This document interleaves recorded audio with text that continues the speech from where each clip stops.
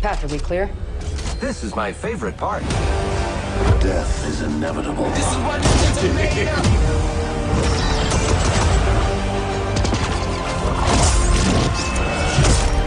Tell Death I said hello.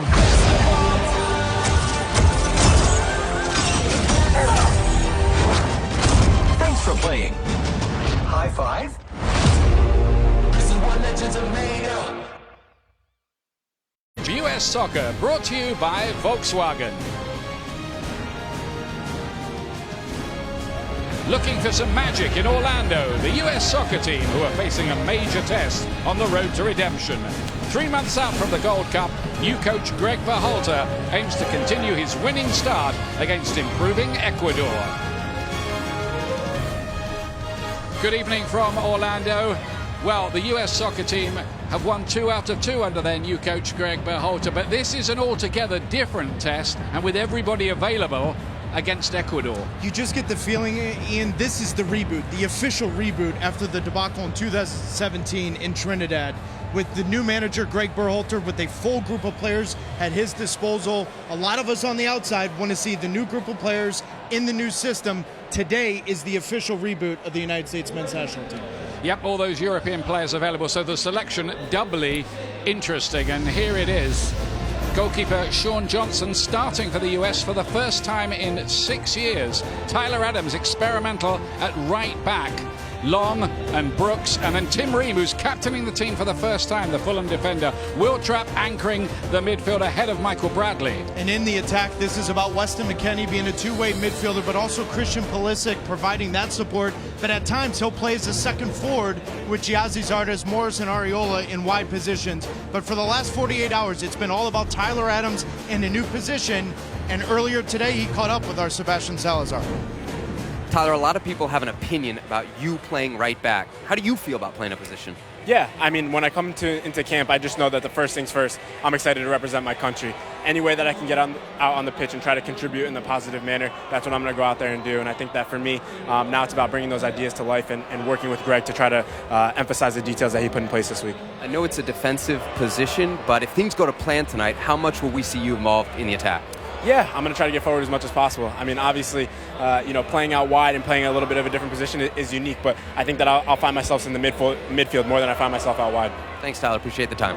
Well, Tyler Adams has made a great start in Germany with Leipzig. They're unbeaten since he started playing for them. They're calling him Mr. Invincible already in the German newspapers. But what about Ecuador, the opposition tonight? They didn't make it to the World Cup, but they've improved quite a bit under their new coach since. And we can have a look at their lineup with old Antonio Valencia there, winning his 94th cap, the Manchester United player. And also some real pace with the Ibarra brothers up front, Renato in wide areas. Romario's got a couple goals with Minnesota United. But Ecuador's setup is all about the three in the midfield, making life very difficult to play through the feet of Weston McKennie and Christian Pulisic. So it's very, very interestingly poised. This is a friendly which is much more significant than most. The action is coming up live from Orlando in just a moment or two, so don't go away.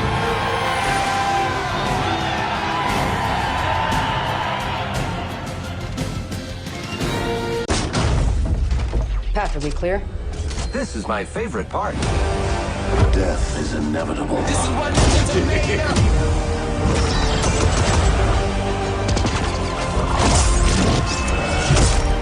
Tell Death I said hello.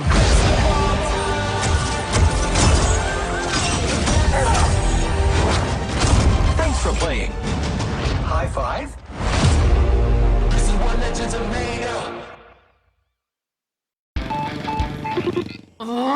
You should really stop overpaying for wireless. And upgrade to the brilliant iPhone XR with Sprint. Get both at Sprint for one great price. Both? Both. Switch and get both an unlimited plan and iPhone XR lease for just $35 a month. Well, it's the biggest test yet tonight for Greg Berhalter, the new coach. He's coached in Europe and in America, Sweden with Hammarby, and then his very good spell with Columbus Crew. Got to the playoffs 4 years out of 5 there and took over as the manager on December the 2nd. So just a few months into the job, he's 2 out of 2 so far. But as we've been saying, this is a much, much more significant test tonight. It really all starts here, as you've been saying, Taylor. Well, and so much of the excitement is about a new system, new coach, but also the full group of players. And that leads us to our coaches' notes presented by Volkswagen. And for the first time in the United States men's national team history, they've got Christian Pulisic, Weston McKennie, and Tyler Adams in the starting 11. Now, Tyler Adams, as we've said, in a new role, but he says he'll be more in the midfield. But a lot of this is about Weston McKennie and Christian Pulisic. How do they play in possession? How do they play in the attack? It's going to be very interesting to see what these three players end up becoming under their new manager, Greg Berhalter. Proud moment for Tim Ream there, who's captaining the US for the first time.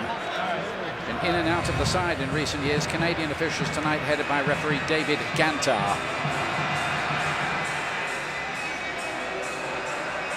The last time the US played in this stadium, they beat Panama 4-0, and it looked like that would just about secure qualification for the World Cup. But there was still another point to be earned. The US didn't get it a few days later against Trinidad and Tobago and did not qualify for the World Cup. It's been a wilderness time in a way since then. There is Hernan Dario Gomez back in charge of Ecuador tonight. He was the coach of Panama. That night they lost 4-0 here. It looked like Panama's chances had gone that night, but it was they that went to the World Cup. And remember the media after that game? They wanted his head on a platter. And remember his quote, "It's not over yet." He proved to be correct. Absolutely. Jordan Morris, it's a comeback time for him. He's had a cruciate injury. He started the season very well with Seattle. 3 goals in 3 matches. And back in the US starting lineup tonight. The man who got the winner in the Gold Cup a couple of years ago. That seems a long, long time ago now.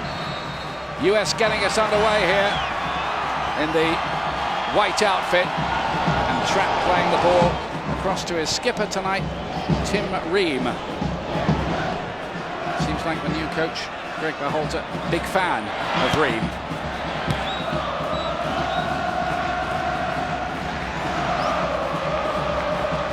Interesting to see the US's performance. Berhalter's been keen to point out that this is still a period of evaluation and a defining time for his new outfit. As Pulisic puts up the ball. Good ball that was to get him involved. Here's Areola.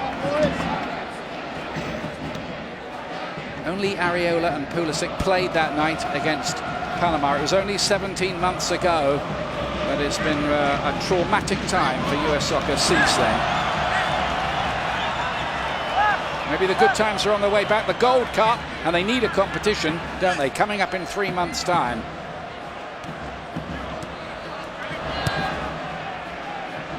It's Caicedo playing it back to Arboleda. This is the captain, Achilia. Ecuador did get a very good win under their new coach away to Peru, a team who did qualify for the World Cup. They won by 2-0 there. They are without their main striker tonight, Enner Valencia, who's got a back injury, so not available for this game. And there's 2 things I want to watch tonight from the United States perspective. In possession, how wide are Areola and Morris? Because it's going to open up space for McKennie, Pulisic, and even at times Zardes to play in those holes. And already you're seeing Morris and Areola on the touchline. But then defensively, when that ball turns over, Ian, where's Christian Pulisic and where's Weston McKennie? Don't be shocked.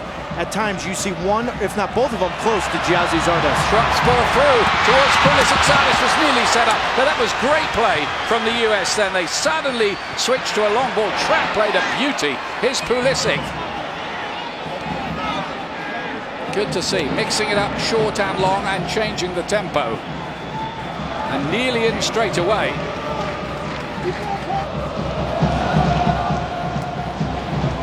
Here's John Brooks. One of only 4 survivors in this squad from the 2014 World Cup. Of course, he scored famously in that competition against Ghana with a header. In possession now. Good ball through the line towards McKennie. His control just rather let him down a little. Yeah, but that's one of the things Weston McKennie needs to be very good tonight. He's got to be tidy in possession, especially if you've got the look of John Brooks, rightfully so, giving Weston McKennie an earful here because Brooks putting the ball right on his feet in a good spot. McKennie's first touch needs to be better.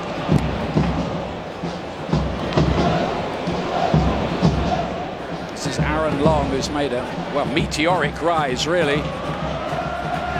Actually captained the side in Berhalter's first 2 games in charge. He's made a point of saying that the captaincy is not that important at this stage.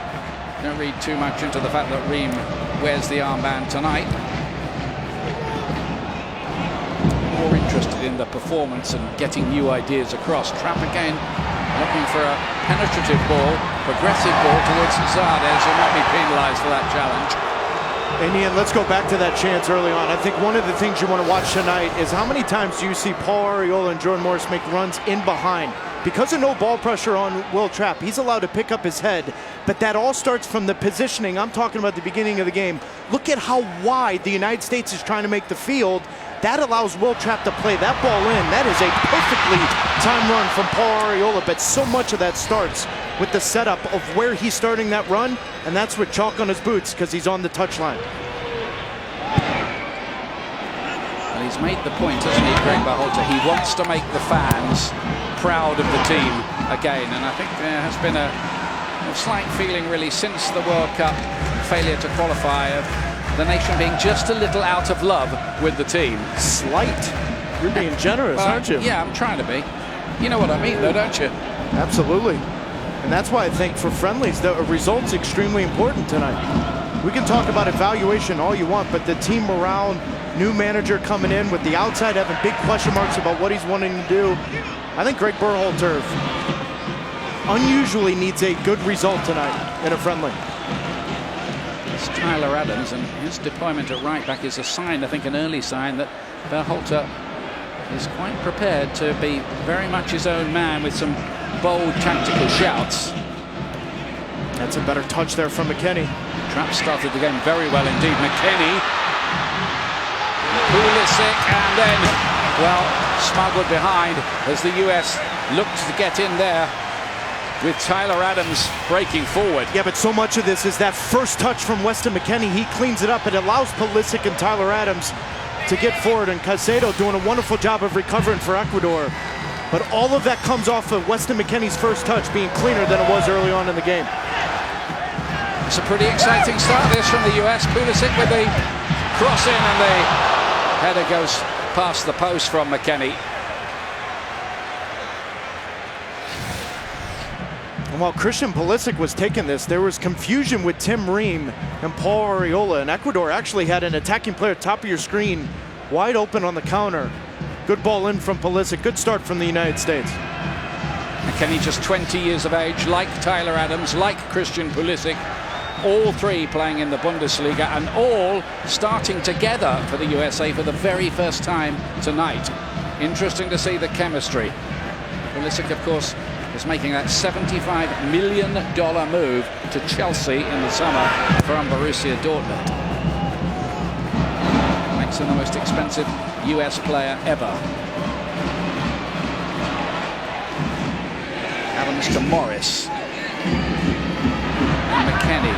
Adams again, he's got a license to push forward from his right back position. Whether Ecuador can exploit the gaps he might leave behind is another thing, as Ibarra looks to play that ball in. Picked up again by Caicedo. Now Mendes. And Chile, who made a very important block when Arriola got free on the left-hand side to stop his cross getting to Zardes.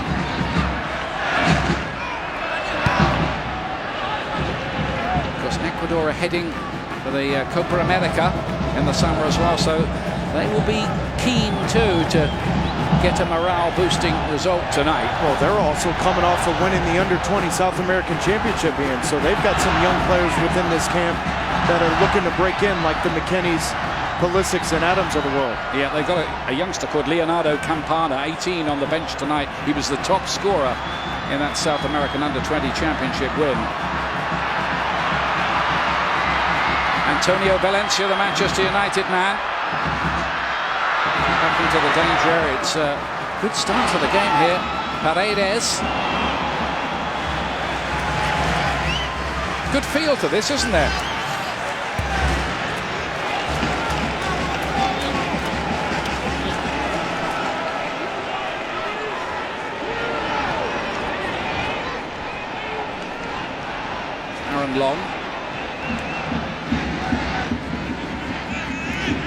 Adams. A lot of people would see him as a possible future captain of the side. His Leipzig team in Germany unbeaten since he joined them. Well, and it's a great honor for Tim Ream to be captain for the first time ever tonight. But I'm not one to read into who's being captain, especially in the first 6 to 8 months under Greg Berhalter. Trapp sprang another good-looking ball to Adeola. Pulisic had found a good bit of space there. He wasn't found by Ariel. I don't think he spotted him. Went for the longer cross. Is Antonio Valencia. Romario Ibarra, one of the two brothers in the side. A little cause for concern, in my opinion, with that space in front of Tim Ream, in behind Paul Arriola. That's been Valencia early on in this game. But the one attribute that I don't think Aaron Long gets enough credit for is he has the pace to chase the attacking players into the seams. We saw it in Major League Soccer when he was chasing down the David Villas of the world. Right there, a good example from Aaron Long. This, by the way, the first of 2 U.S. friendlies you can catch with us here on ESPN2. They're playing Chile in Houston next Tuesday. That means we got to hang out till then? Yep. All right, I'm going home tomorrow. Well, go and have a game of golf then. It's across. Pulisic getting it away. It's the first time Pulisic has started for the U.S. in America for 10 months. Well, it's been an interesting 12 months, hasn't it, Ian? Well, right? it seemed a lot longer, hasn't it, to be honest with you, with all the soul-searching that's gone on. Well, and you mentioned it, for 73, 75 million, whatever the number is, going to Chelsea, that's a different kind of pressure that the United States doesn't really have anyone to really console Christian Pulisic, and in that realm, and he's only 20 years of age, so you're going to see a lot of growing up. But I do think this conversation where Christian Pulisic can't be criticized, Ian, it's uncalled for. The one thing the United States needs to grow on is he was there in Trinidad. They failed to qualify. He was part of that team. Too often we're trying to separate Pulisic from everything else. He was part of it, and I think Greg Berhalter, Ernie Stewart and company want to bring him back into the group. But for the first time in his career, he's had adversity. Yep. And he was making the point that he might be better for the struggle as well. Character building. Brooks to play the very good ball, cut up by Caicedo. It's Renato Ibarra. And obviously what I meant was anyone to advise how to deal with that pressure of being worth $70 million and going to Chelsea, dealing with all that pressure in London. It's new territory for the United States, and it's obviously new territory for Christian Pulisic. Especially if he has to fill the boots of Eden Hazard, who could be on his way to Real Madrid, if reports are to be believed. Here he is on the ball now, just dropping into that little space. He's forced his way back into the Dortmund starting lineup over the last week or so.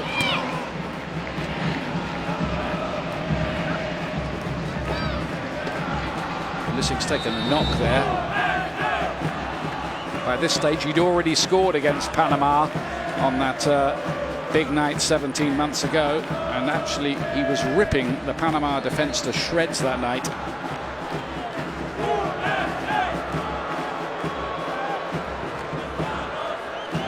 US get the free kick. He was caught, wasn't he?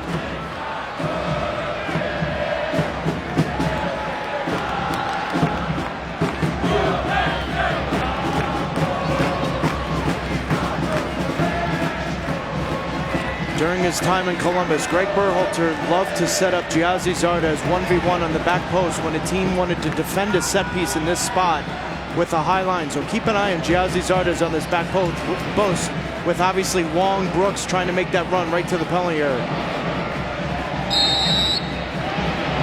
See how the set piece works. Pulisic to deliver it. It's well defended and a hammer by Mendes. Behind for the corner kick. Certainly no ceremony there. It's a good ball in. Both set pieces taken from Pulisic early on have been dangerous.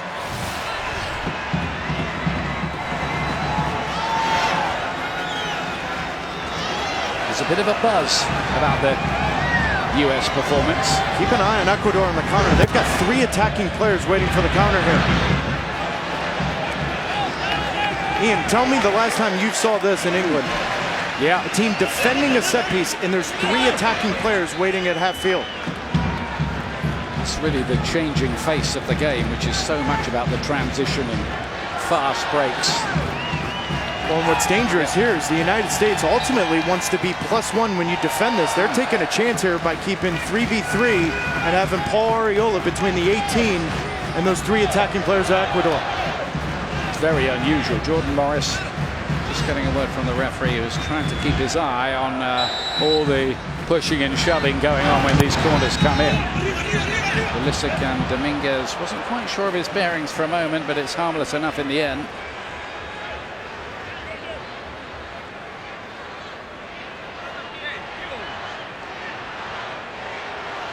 He's been the poster boy, hasn't he, Pulisic? You're talking about the pressure. I think he's used to that, isn't he, really? A lot's happened to him very young.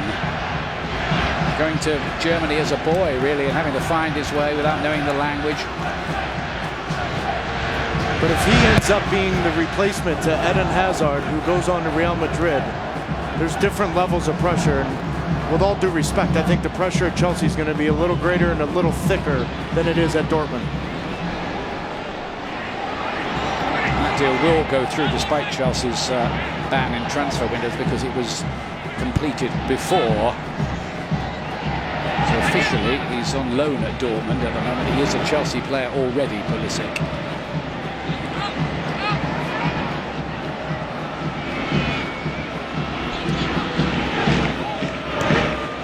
Caicedo to knock that one inside towards Grueso, who plays his football in Major League Soccer at Dallas. Striker Romario Ibarra. That's a goal or 2 for Minnesota. He's taking in Valencia's place up there tonight.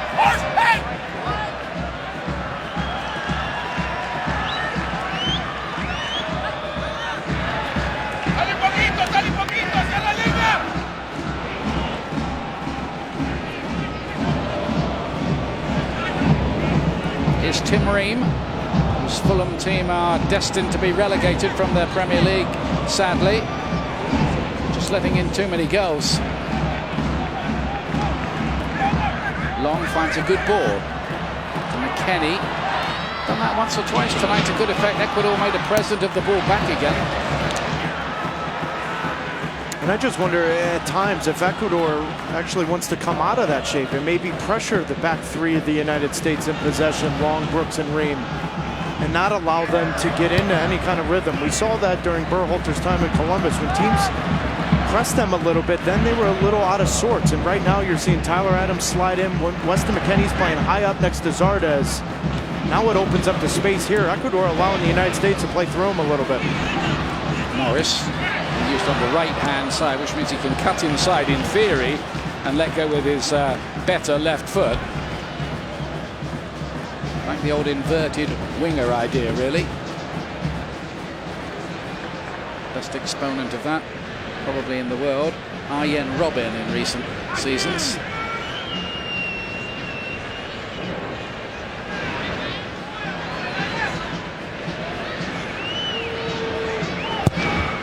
This game a rematch, by the way, of the Copa America quarter-final back in 2016, which the US won by 2 goals to 1. Zardes, who's out there now, scored that night along with Clint Dempsey.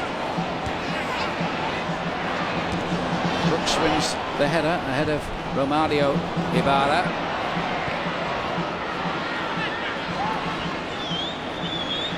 Arboleda in his 12th cap, the defender tonight.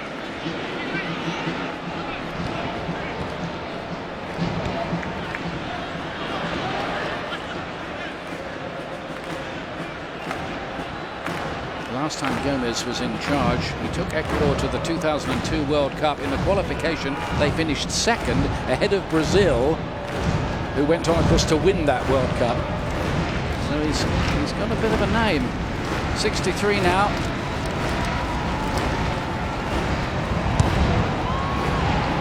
Ream got it away from Valencia. Here's Zardes, the Columbus Crew striker. Paredes making the run out of defense. Antonio Valencia.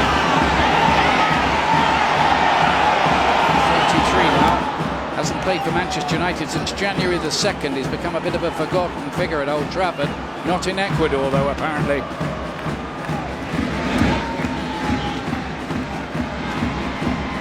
Some nice passing here from Ecuador, fizzing it around quite pleasingly.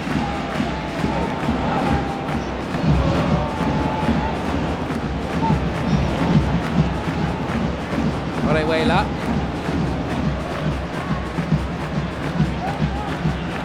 Look like they want to play out from the back, don't they? Well, they're trying to. The problem is the three in the midfield, all three are natural defensive midfielders, right, Ian? So one of them has to take an opportunity and maybe make a run forward and try to play between the lines. But all three naturally for Ecuador in the midfield are defensive midfields, and they want to kind of start the play deeper in position. They're struggling to get to that final third, but right now they're keeping possession in and around the back. But while you're doing this, everyone had questions about where's Weston McKennie and Will Trapp. Defensively, they're playing next to each other. Now, attacking-wise, McKennie has the freedom to push forward, but defending, the United States is in a 4-4-2. He was making that point, wasn't he? Greg Berhalter. Shape changes, of course, depends who's got the ball. That's the way it is with all teams, really. It's a good piece of play there by Romario Ibarra, but can't find a way through. The USA getting everybody back behind the ball. Once for Ecuador get into their passing rhythms. Kenny asked a bit of Trapp, who rescued it pretty well. Here's the Schalke youngster again. He's probably glad to get away from all the troubles at Schalke. They're in danger of being relegated from the Bundesliga. That's a good tackle. Mendes on Pulisic. Just smart positioning from Mendes, following Pulisic, and then understanding in that position he needs to win that tackle with the United States, have a momentum coming forward. I think you can see already that this is going to be a good test tonight for the new look US.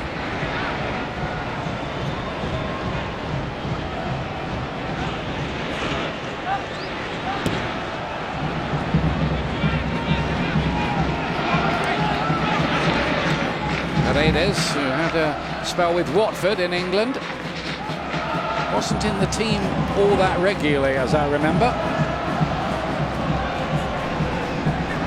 Trapp has been the pass master so far. Michael Bradley is on the bench tonight.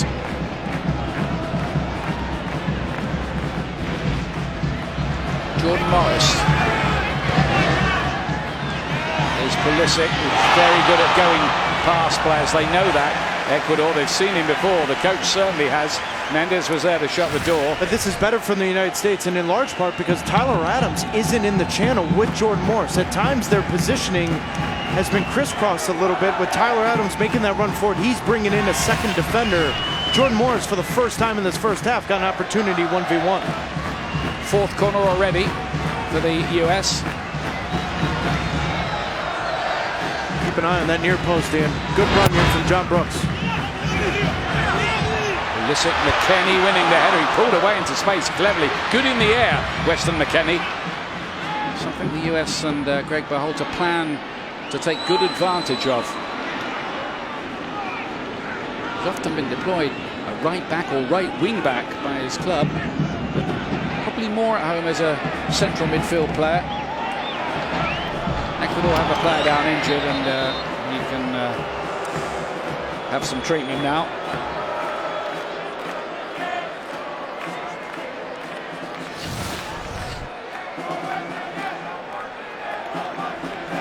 That's Weston McKennie trying to head that ball back across to Zardes and Brooks. And I do think Greg Berhalter mentioned it.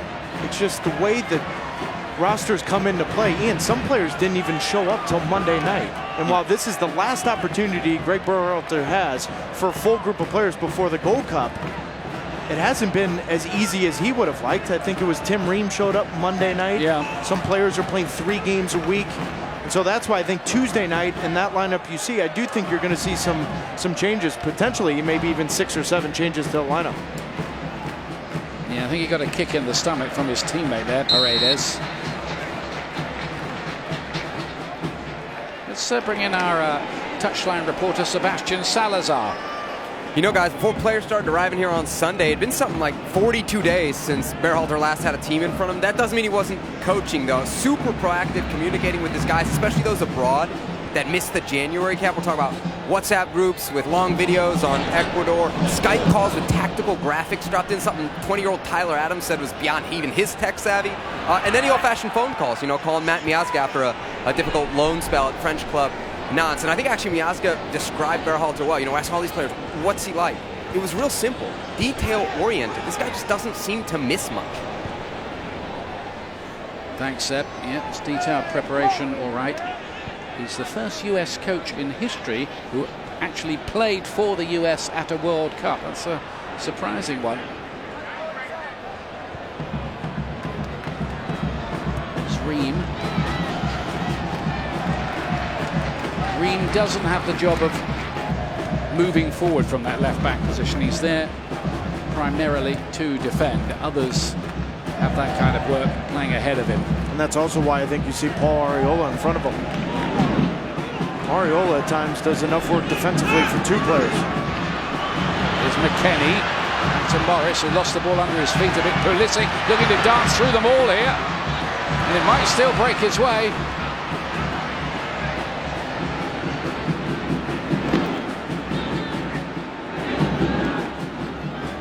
Want to play it inside.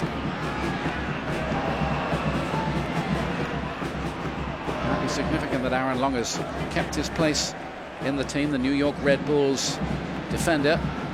Trap, that's nice too. McKennie to Zardes. McKennie again. Good quick movement here. And Arriola forcing the save. Big chance for the US. And Dominguez foils them.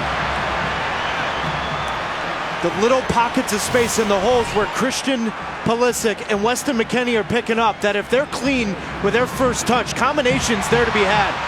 Paul Arriola timing his run perfectly. He's got to do better with that final touch. But look at the 1-2 touch passing.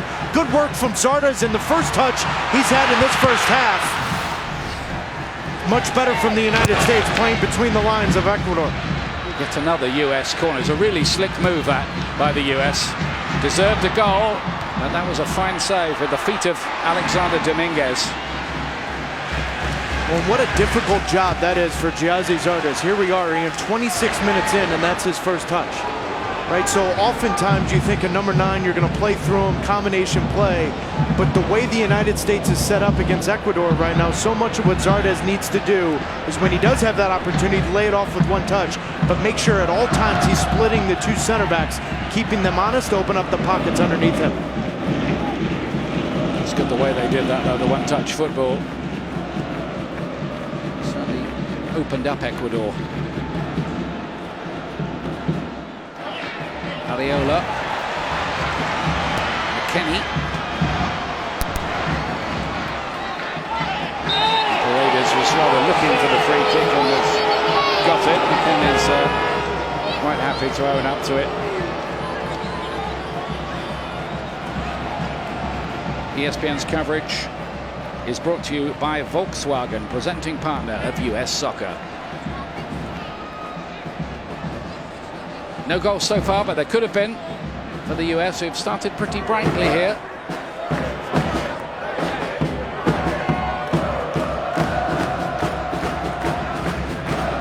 Crowd here, over 17,000, we're told, in this stadium that holds about 25,500 in Orlando.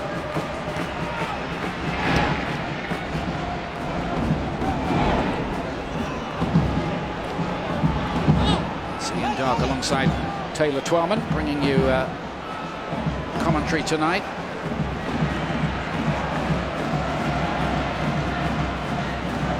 It's Tyler Adams.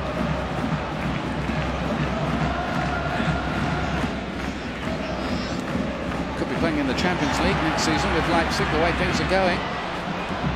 Zardes did well there, just nicked the ball away, pickpocketed it almost.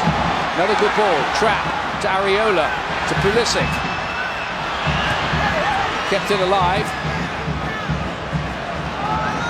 Moving the ball quickly. Track this time can't find Jesse Zardes.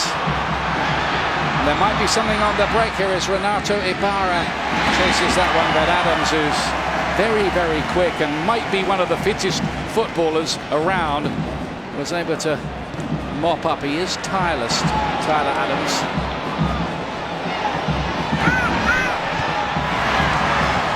Ariola stopped there. He did score in the last game against Costa Rica, and he'll be thinking he should have scored in this one as well. A really good start to the season. Plays alongside Wayne Rooney at DC United.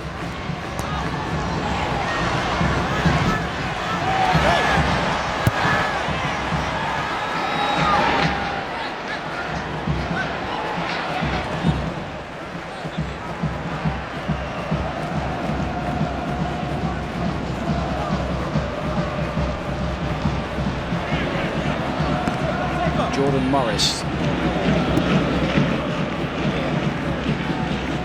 Just as you were saying, Taylor, that the wingers playing with chalk on their boots almost, making the pitch bigger. McKennie, good ball. Morris, he's just got to slide that in. Zardes can't do it! And then the flag's up, it's not going to count. Ariola put it in the net. And as that happened, the lights seem to somehow go down on the stage here. The spacing between Will Trapp and Weston McKennie has been spot on in this first half. That looked really, really close with Achille keeping that back line. He's got his hand up, and anytime you see a center back with his hand up, that was closer than it looked. Looked level to me, if I'm honest with you. Because the moment Weston McKennie turns and plays that ball to Jordan Morris, I think he's on. Because when VAR spreads everywhere, the players will be told, just play on. And the officials will keep the flag down and let the VAR sort it out if the ball ends up in the back of the net, as he did there with Paul Ariola. It's another nice looking move from the US, though.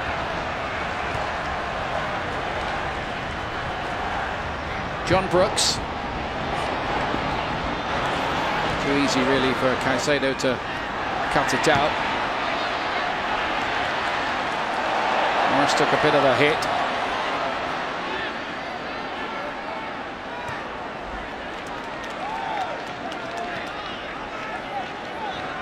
Here's Will Trapp. Was managed until the summer by Greg Berhalter at Columbus Crew.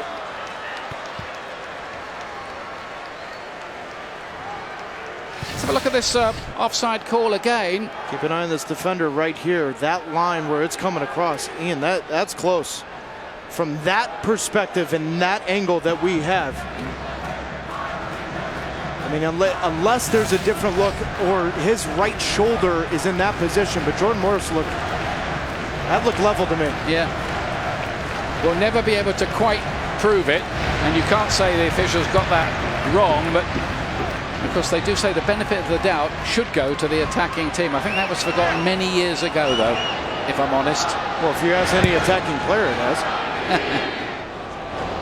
Speaking as one as well.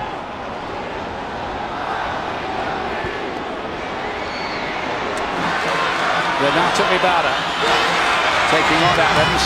Beat him for pace, I don't think. It's a good move, though. Caicedo with a chance. Couldn't keep it down. This is on Jordan Morris.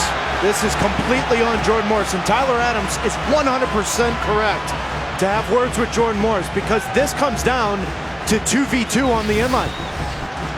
Tyler Adams does the initial work, and he's dealing with Ibarra 1v1. But watch Jordan Morris following Caicedo. He gets caught ball watching for that split second. He's in behind. Tyler Adams immediately having words with Jordan Morris, and he's 100% correct. Yep, didn't have eyes in the back of his head to track that. He needed to be looking around and checking. Nearly paid for that. It's nicked away from Pulisic, who hasn't scored for the US since that fateful night in Trinidad. Hasn't often played since then, if truth be told, one reason or another.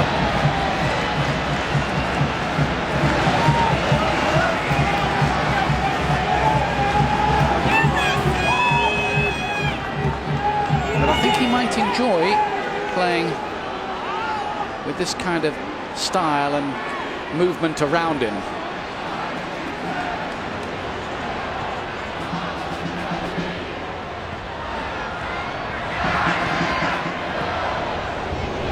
US are 5 wins, 5 defeats and 3 draws since last June. They've beaten a couple of South American teams, Paraguay and Bolivia along the way. Mexico got beaten by a Tyler Adams goal. He's on the ball now. Not accurate enough. Well, broken up by Caicedo.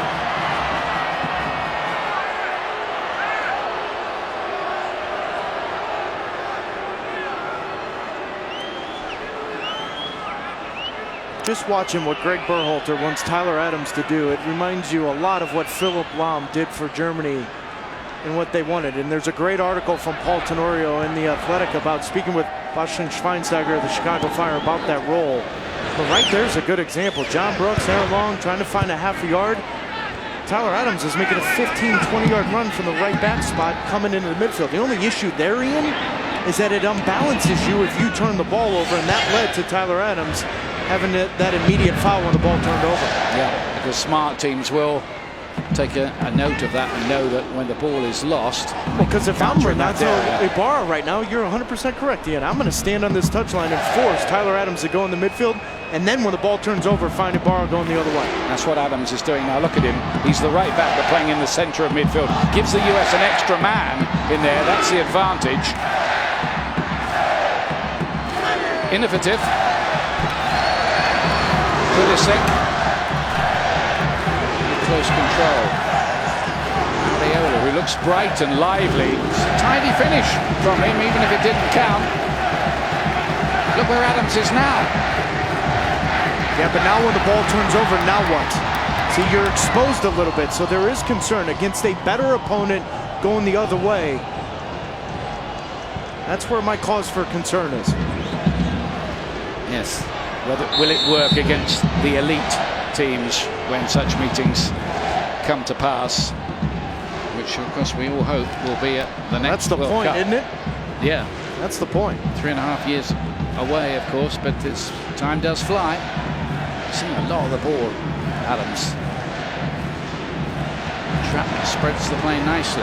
Paul Areola again. Pulisic didn't grow quite high enough to get any kind of effective head on it. Yeah, but one of the big positives in this first half has been that man right there, Paul Areola. The way he's picking up his positioning, it's opened up the game for the United States, but it's also opened the game up for him because now, because he's on the touchline, everything's in front of him. So now he can cut to his left, he can cut back to his right. Other than the finish, he's had a very good first half.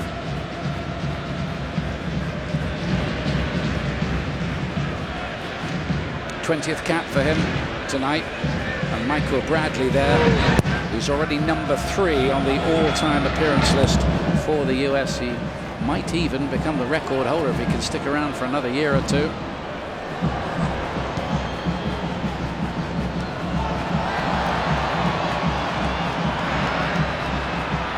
Mendes is looking for Antonio Valencia, of course, being used in his old role as an out-and-out right winger tonight. When he does play for Manchester United, it's usually at right back in recent seasons. Bound to be a bit of rust for him.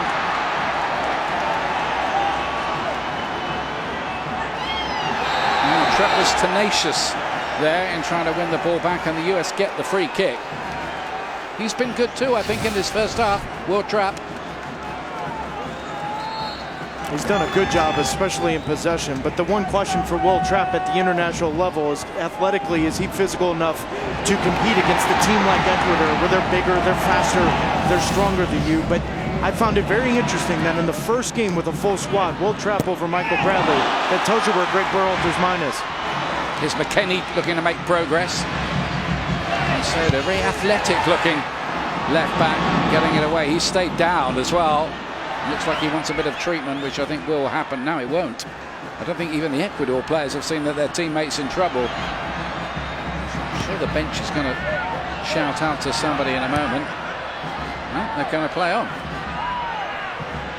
It looks like it's Caicedo. Yeah, it is Caicedo who's down. Areola to Zardes. Weston McKennie, Caicedo's got up again to help out his defence.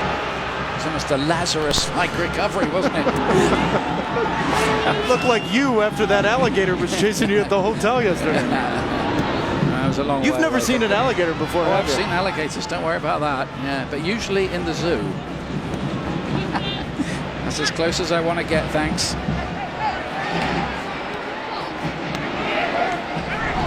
Pulisic, nice drop of the shoulder.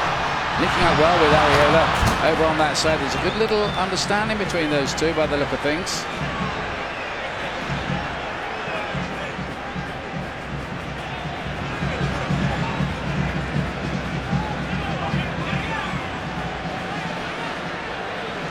ESPN's coverage of the UEFA European qualifiers continues tomorrow, 3:30 Eastern on ESPN News. It's England against the Czech Republic from Wembley Stadium in London. That game streaming live on the ESPN app as well. One or two surprising results today, notably Kazakhstan 3, Scotland 0. Eden Hazard got a couple for Belgium in a 3-1 win over Russia. Only an Englishman would bring that Scottish score to the forefront, wouldn't you? It's a bad turnaround, I tell you, for them, that. So one they've been looking for 3 points from. Conversations going on here. Greg Berhalter and Weston McKennie just having a chat. Yeah, that conversation right there, Weston McKennie is basically asking Greg Berhalter, when Jordan Morris has the ball, I feel like I'm in the way. And I saw that conversation with Jordan Morris and Weston McKennie, and oftentimes you're seeing that, right? You're overloaded too much and that you're not switching the point of attack. Paul Areola is the only one for the United States that has found some space 1v1 in wide areas because, why? Tim Ream's not going forward. Tim Ream's not bringing that extra defender into that space. Jordan Morris is having to deal with 2 or 3 defenders because it's Weston McKennie and at times Tyler Adams. Oh, well, we've got the little lull in play. A lot of conversations going on down on the touchline, and Sebastian Salazar is there for us. Yeah, Ian Taylor mentioned, how wide the wingers are earlier in the broadcast. On the near sideline, I can tell you, Berhalter constantly in Jordan Morris's ear when the U.S. has the ball, trying to pull him wider and wider. It's a role Morris hasn't always loved. He told us on Tuesday, early in his career, he'd play wide and kind of wish he was up front. But after going through that ACL tear, they kept him out all last year. He says he's got a new perspective, appreciative of any role. And he's played his way not just into this lineup in the role, but he's also having success there with Seattle Sounders. So I'd say he gets a lot of credit for making that transition. Thanks, Seb. But that's also credit to Brian Schmetzer and the Seattle Sounders, Ian, because they've done a good job of having communication with Greg Berhalter, and there's a reason why Jordan Morris is playing wide right and not wide left next to Rui Diaz, because Schmetzer and Greg Berhalter have had some conversations on how to maximize Jordan Morris at this level and also at the club level. And he hopes to have that kind of rapport with all of the clubs as well, which might be mutually beneficial in most cases. Maybe some coaches might not agree. I'd like to think so, wouldn't you? I think it's for the good of the game in this country that there is a flourishing USA team taking a good account of themselves at major championships. Chile's long ball is a good one out to Renato Ibarra. He found him perfectly. He's gone past Adams here. Good turn of pace. Wonder if he was going to go down then. Look for a penalty. To his credit, he didn't, because there wasn't really any serious contact anyway.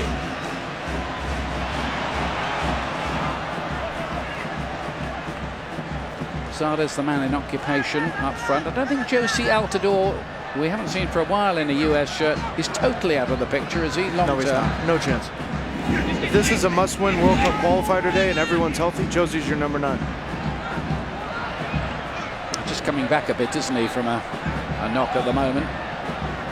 But ultimately, I think you hope that Josh Sargent keeps progressing, because there's a little something special about Josh Sargent with his movement, his crafty thinking in and around the 18, and obviously his ability to finish. But I think it's too soon, and I think Greg Berhalter, rightfully so, sent him with the under-23s because he's not playing regularly with his club team.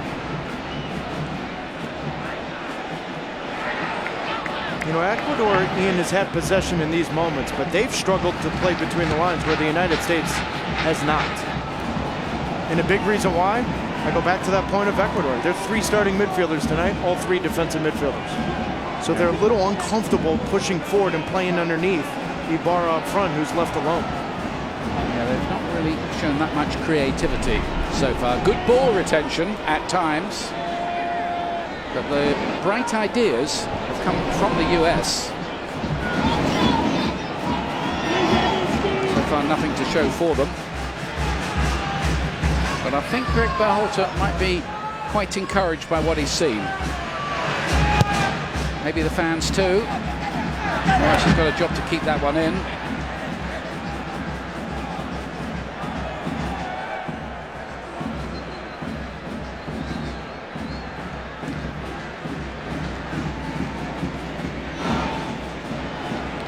Trap on the header.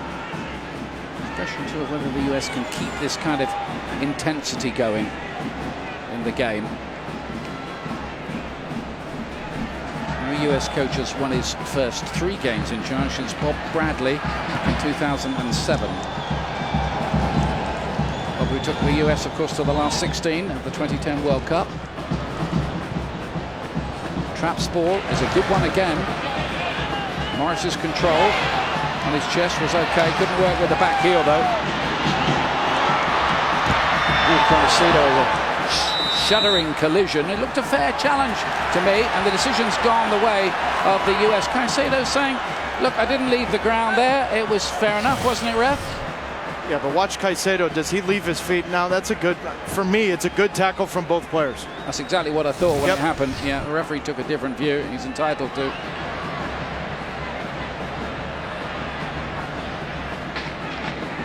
Initially, I felt Caicedo maybe had left his feet, but watching the replay, that was a good tackle. Yeah, I think he was careful not to be damaging with his studs. Adams again in that central position. He's quick to assimilate information and learn, and you saw the interview he did with Seb beforehand, where he seemed almost enthusiastic about having the new role, just full of the business, which is what you want to see in a young player like him. He also looked like he had 3 Red Bulls before the interview. I just remember early days with the New York Red Bulls, he's yelling at the Bradley Wright Phillips, Sasha Clutchins, Dax McCarty's, and the kid's 18. Yeah. You want to play with guys like that. Yeah. Wants to win, wants to play. Exciting times in his life. Towards Zardes. Had Arboleda right there with him, not letting him have a free touch. See, at some point here, this ball should be switched to Paul Arriola. If Ecuador is going to sit in and defend in this, you need to have your 2 center backs and even Will Trapp at times pick up their head, hit a shot over 35-40 yards and open up the game with that ball.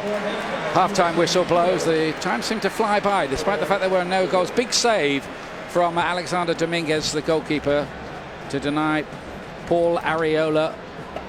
Pulisic was bright. The US were bright, really. They had the ball in the net. Arriola again. It was a marginal offside decision which ruled that goal out. Well, what did Greg Berhalter make of it? He's with Seb. Coach, how'd you feel about the first half? You know, I think Ecuador's given us a difficult challenge in a low block, and for us it's about having enough numbers, having quick enough ball movement to break them down. And we did a couple times, and I like some of the movement, but I think it could be a little bit cleaner, a little bit faster to try to get behind their back line and get the ball in the penalty box. Thanks, appreciate the time. There are the words of Greg Berhalter, guys. I'll send it back up to you. Yeah, thanks, Seb. And he's got some more talking to do at half-time with his players. Still not satisfied. Bit of the perfectionist about him. More in just a moment or two.